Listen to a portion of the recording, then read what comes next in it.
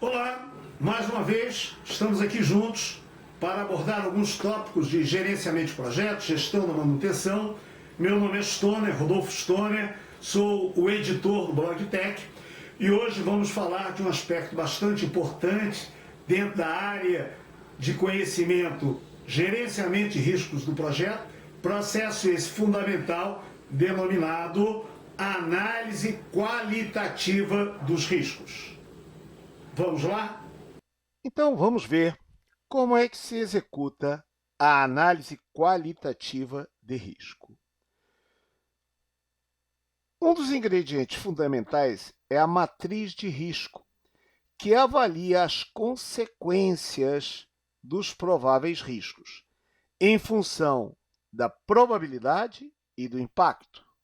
É o produto da probabilidade pelo impacto que vai nos dar essa matriz de risco. Probabilidade que vai de improvável a frequente, impacto que vai de muito baixo a muito alto.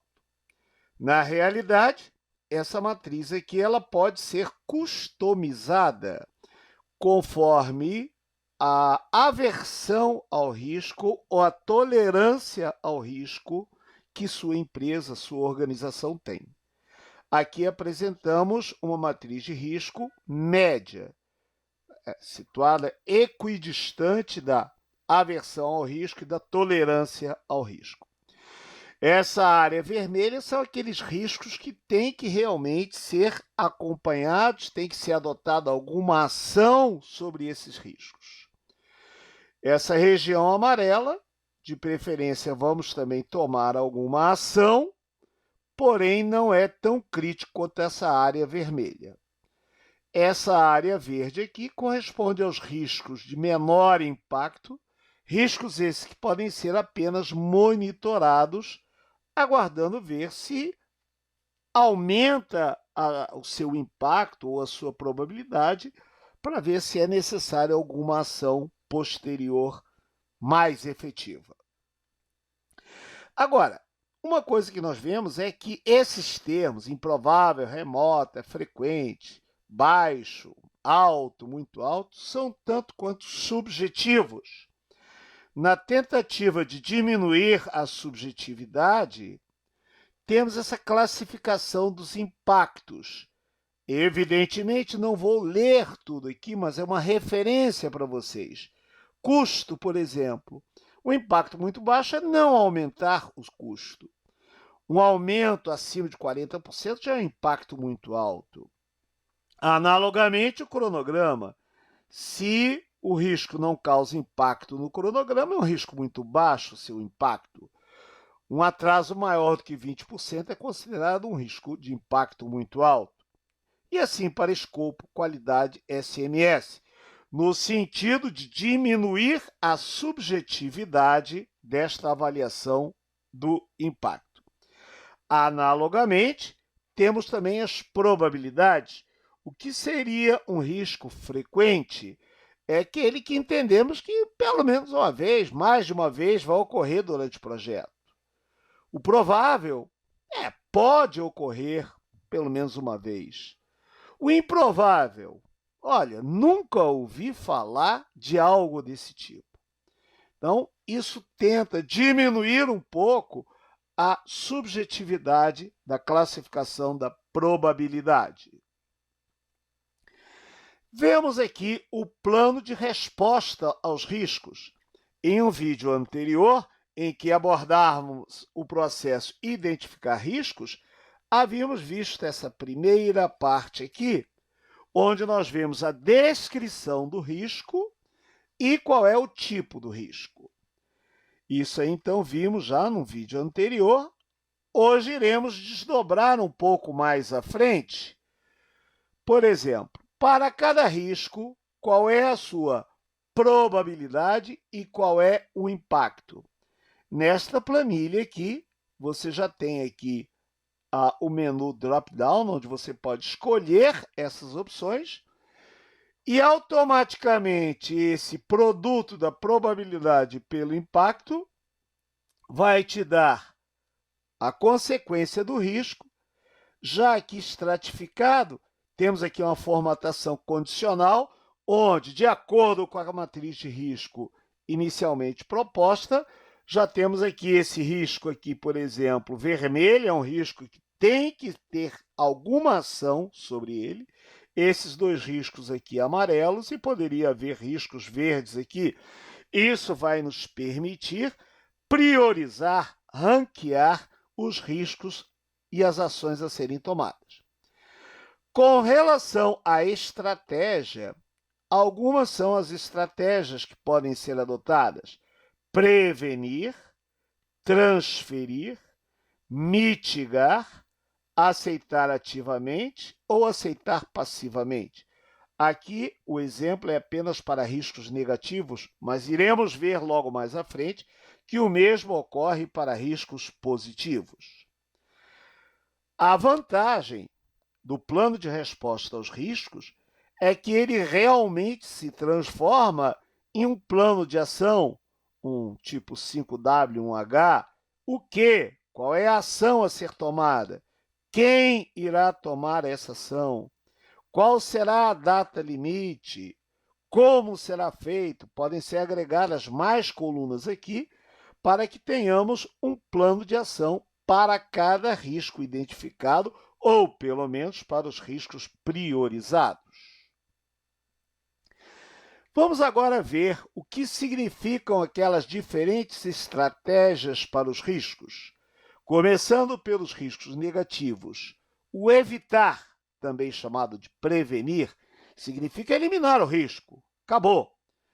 É um exemplo bastante comum, uma parada de manutenção. Muitas vezes temos equipamentos de grande porte que necessitam, sabemos pelo histórico, pela inspeção, que será necessário um grande volume de serviços, e esse prazo pode comprometer o prazo da parada.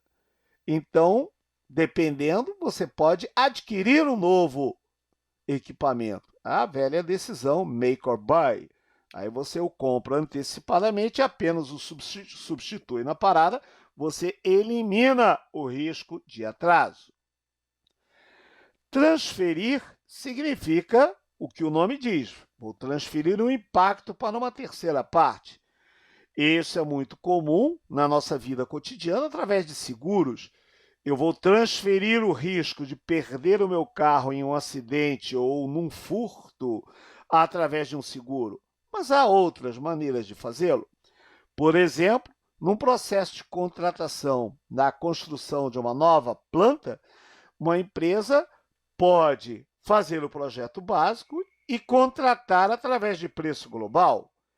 No entanto, se a empresa não tiver quadros disponíveis para desenvolver o projeto básico, ou, eventualmente, não tiver capacidade, tecnologia, competência para tal, pode optar por um contrato turnkey, onde apenas oferecemos o conceitual, cabendo a contratado o desenvolvimento do projeto básico e executivo. É uma forma de transferir o risco de elaboração do projeto básico para uma terceira parte, que seria a contratada. Mitigar significa diminuir o impacto, ou pelo menos a probabilidade. Por exemplo, em uma parada de manutenção, em uma grande obra de construção e montagem, sabemos que há uma forte tendência de surgirem movimentos grevistas.